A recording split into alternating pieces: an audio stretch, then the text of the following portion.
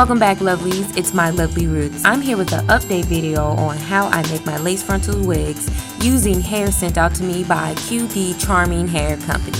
Say you don't want to watch the whole video, you want to just jump to certain parts such as, hey, how I made the wig or how I dyed the frontal. Check the description box below. I have timestamps on all my newer videos. Now, if you're interested in how I made this gorgeous body weight wig, stay tuned. First off, you want to start off by bleaching the lace frontal using your favorite bleaching powder and volume developer. You want to mix it to a very thick consistency, that of something like Greek yogurt. I'm using a eyebrow brush in order to apply the dye to the lace frontal. This just allows me to control what I'm doing, and it's just really better to use a smaller brush during this process. Before, I will pin the lace frontal on the mannequin head and then bleach it. What I'm doing differently now is I'm using lighter strokes. I will apply a little bit of the bleach onto the hair, and then I would push it through the lace. And what you're seeing me every time, like when I'm flipping over the lace frontal, I'm looking to see if the bleach is being pushed through the lace. This is what's going to help get those little black dots that are on the lace frontal off. So as you're applying it, you want to make sure you push it through slightly and then check it every so often just to make sure you're not pushing too much bleach through the lace frontal. For this step to work properly, you have to have thick bleach. You cannot have a runny bleach. Here's a close-up, and as you can see, the roots are completely saturated with bleach. Continue on to the other side and do the exact same thing. When you get to the center portion where the lace meets the silk top, you want to do the same exact thing. You want to push the bleach through the lace. What you want to do slightly different is you want to make sure you push enough through so that it comes in contact with the silk top, so that way it bleaches those little knots that are tied on the silk top. Cover the frontal using some foil to help with the processing, and check it every 10 minutes. I let it process for about 25 minutes and then I rinsed. Here's the frontal after rinsing off the bleach. As you can see, the roots are completely dyed. I'm loving it. The only thing now is it's super brassy, and a way of getting rid of that is using the shimmering lights. I'm using the blue purple color one. You're going to want to work the product through and let it sit for about 10 to 20 minutes. Once you apply it, make sure you really get it in, rub it in, and then flip it over and work it in on the hairline as well. Hey, say you rinse the lace frontal but the brassy action is still going on, you can use some fabric dye in order to tint the lace frontal. Let the product sit on there about 10-20 minutes and then rinse.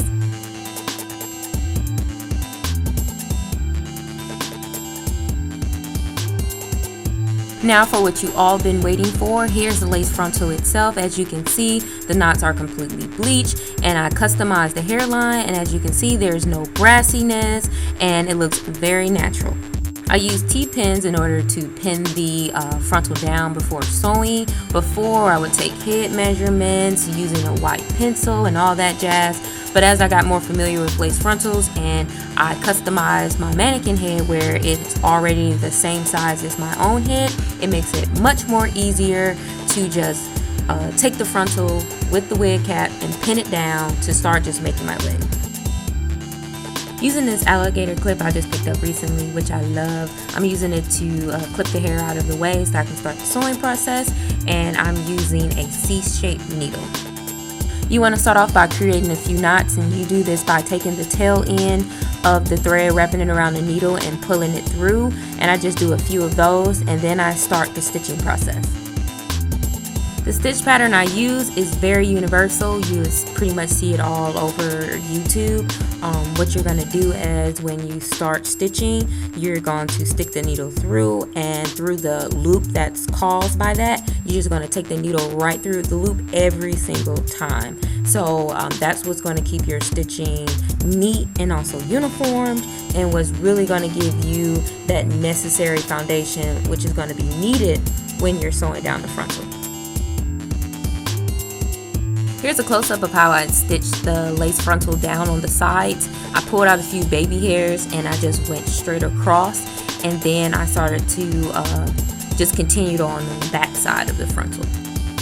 Now this frontal doesn't have any guarding, so make sure you do not cut the lace so that you can better secure your lace frontal down.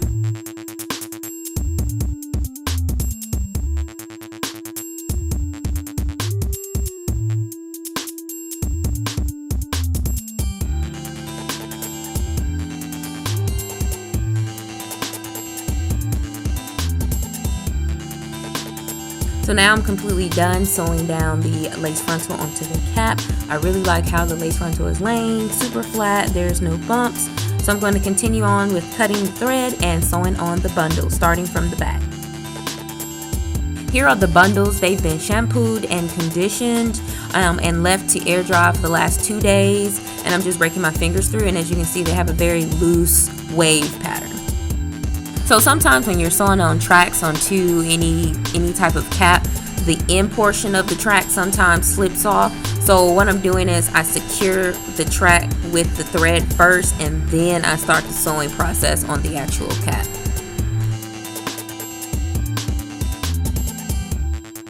I create a few knots, about 2 or 3, and then I continue on sewing the track down. And then when I get to the opposite end, all I do is use the fold over method, and I continue this all the way across, back and forth.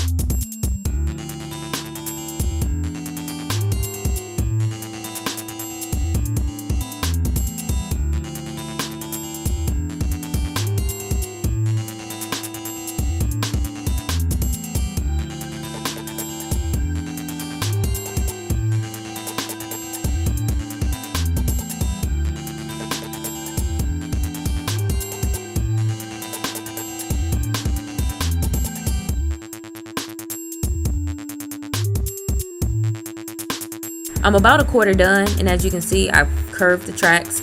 This is something new I've been doing. I didn't do this in the past, and I think it's really going to make a difference in, hey, if I put the hair in a ponytail or I choose to run my fingers through, you're not going to see the tracks very easily.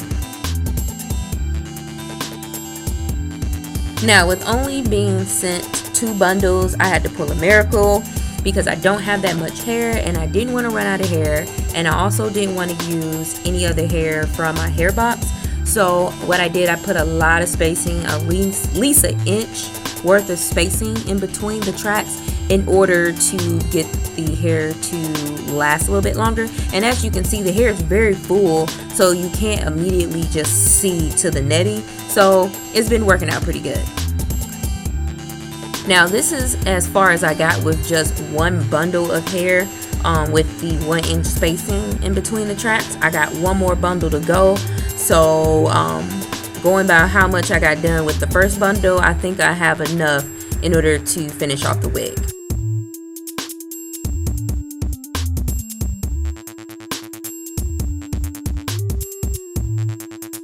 Now, with only having 2 bundles, it was definitely a challenge because I was worried about fullness.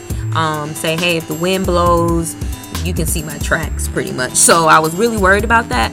But having to work with only 2 bundles, I learned a lot, I gotta say. I had to change up the way I sewed the bundles on because I couldn't do it the same way I do my other wigs because I usually have 3 or 4 bundles of hair.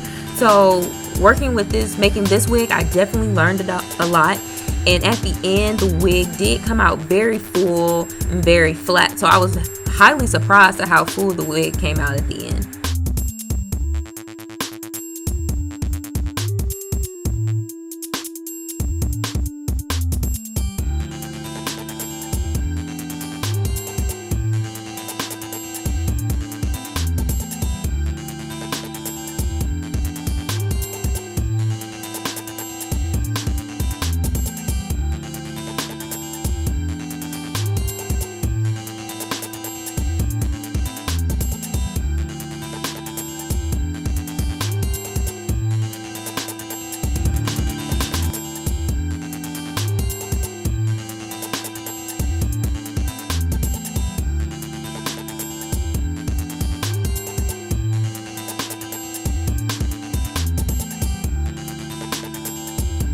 Now I'm completely done with the wig. I'm going to cut the thread. I was left with about 7.5 to 8 inches of track, and when I'm going to cut it off, and then I'm going to sew that tail piece into the wig.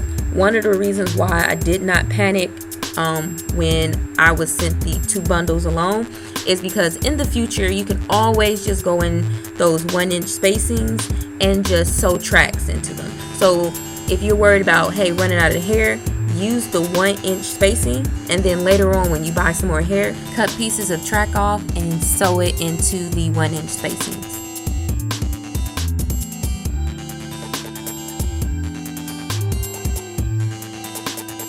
Here are a few pictures of the wig. I will be layering, coloring, and styling this unit.